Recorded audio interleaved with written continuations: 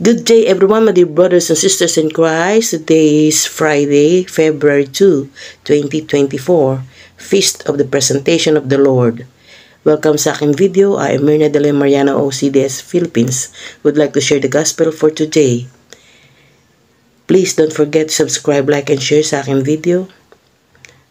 Let us pray first to the Holy Spirit. Come, Holy Spirit, grant us the gifts of piety. And our gospel for today is according to St. Luke chapter 2, verses 22 to 32. Dinala si Jesus sa templo. Ang pagpapahayag ng mabuting balita ayon sa aklat ng San Lucas. Nang sumapit ang araw ng kanilang pagtupad sa seremonya ng paglilinis ayon sa kautusan ni Moises, pumunta sila sa Jerusalem. Dinala nila ang sanggol upang iharap sa Panginoon, sapagkat ganito ang nasusulat sa kautusan ng Panginoon. Bawat panganay na lalaki ay itatalaga sa Panginoon. Nag-alay din sila ng handog ayon sa nakasaad sa kautusan ng Panginoon. Magkapares na ibong bato-bato o kaya'y dalawang inakay na kalapati.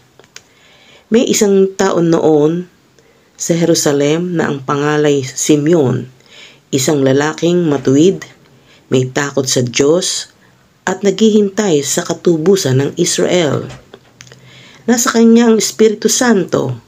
Ipinahayag ng Espiritu Santo sa kanya na hindi siya mamamatay hanggat hindi niya nakikita ang Kristo na ipinangako ng Panginoon. Sa patnubay ng Espiritu, si Simeon ay pumasok sa templo. At nang dalhin doon ni Jose at Maria ang sanggol na si Jesus upang tuparin ng ayon sa itinatakda ng kautusan. Kinarga ni Simeon ang sanggol. Pagkatapos, nagpuri siya sa Diyos. Ngayon, Panginoon, maaari na pong yumaong mapayapa ang inyong abang alipin ayon sa inyong pangako. Yamang nakita na po ng aking mga mata ang inyong pagliligtas na inyong inihanda sa harapan ng lahat ng bansa. Ito po ay liwanag na tatanglaw sa mga hentil at magbibigay dangal sa inyong bansang Israel. Ang mabuting balita ng Panginoon. Pinupuri ka namin, Panginoong Jesucristo. Let us pause for a while and let us pray.